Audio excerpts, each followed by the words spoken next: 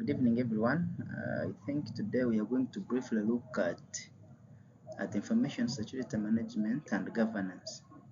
So, name is Chance David Akiki, and I would wish us to start. I don't want us to waste much time here. Let us start.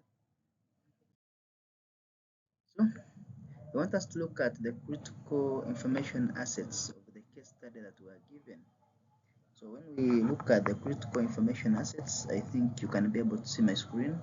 We are having education content, learning materials uploaded by institutions. So this is one of the critical information assets that we have. Then the second one, we have the client data, the data which clients subscribe or upload maybe.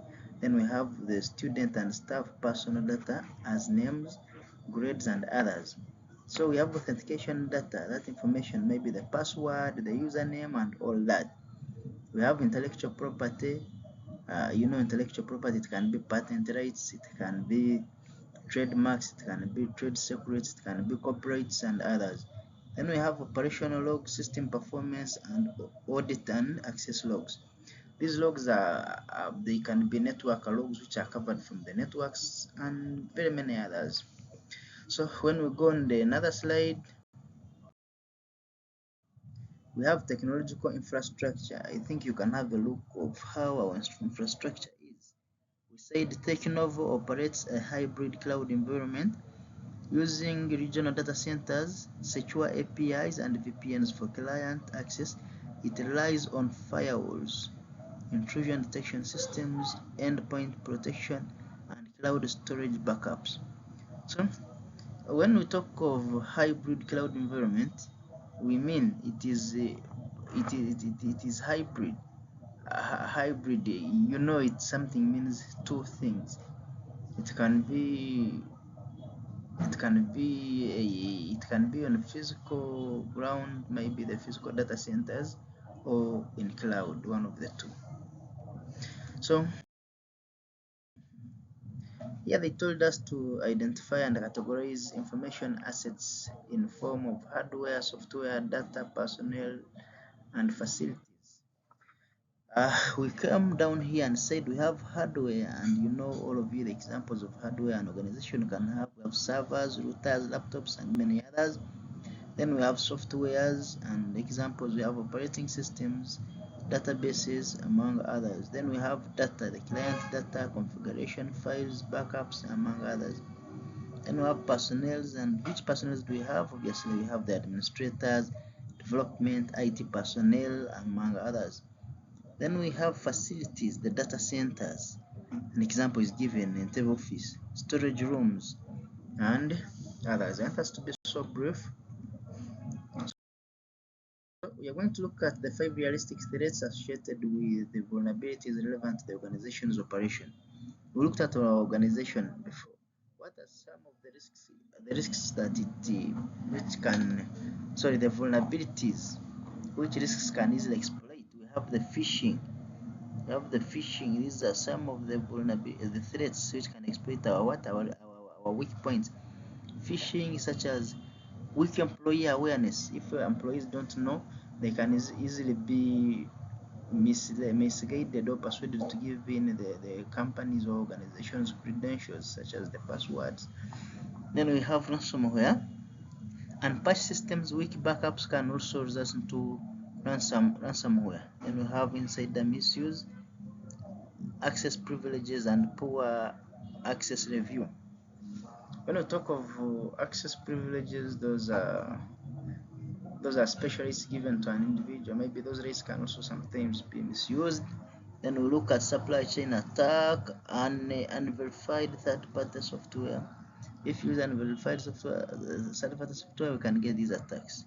Unauthorized access.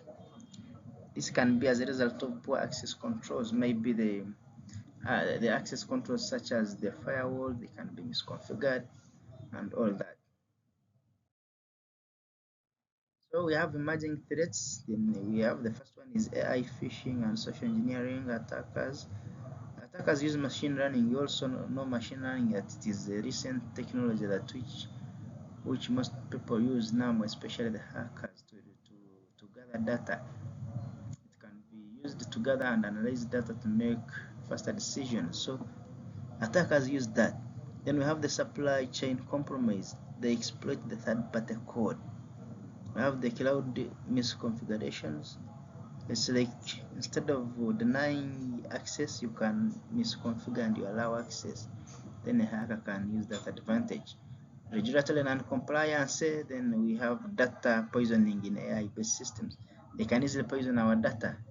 When we talk of data poisoning, we can look at the hacker accessing our data and maybe adding things which we never intended to be there, all sort of that.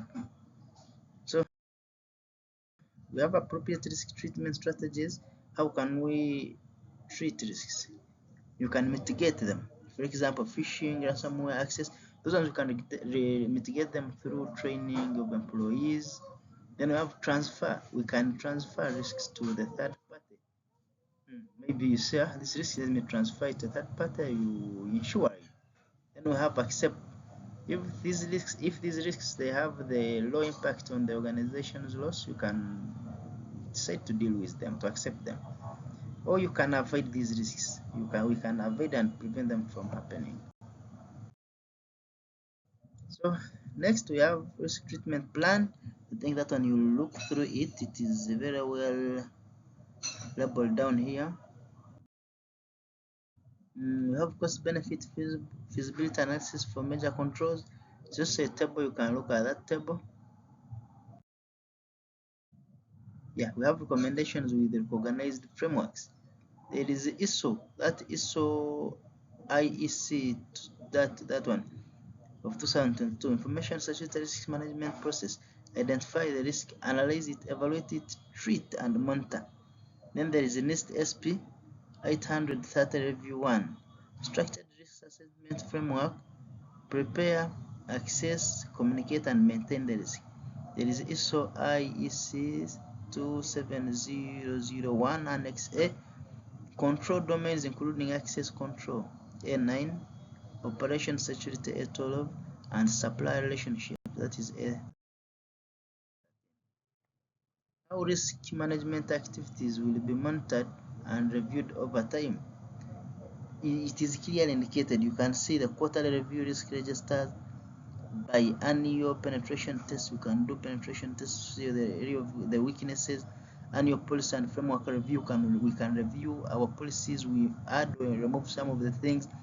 Real-time monitoring, we can do this using tools such as CM. Incident post-mortem reports, feeding back into control improvement. This is a loop. It can feed back so that we see what to do next. So these are the key performance indicators and metrics you look there. Risk communication and reporting strategy. We can report quarterly. We can use dashboard and visualization for managers to easily understand incident notification protocols. Then we can do internal communication within an organization. Then we can do external communication to the clients and other stakeholders outside the organization. So in conclusion, Technov Solutions Limited must adopt a proactive and systematic approach to risk management based on this is an international standard, the ISO 27005 and the NIST SP 830. These are international standards. The recommended controls, particularly MFA, CSPM, and that. So I would wish us to stop here. These are just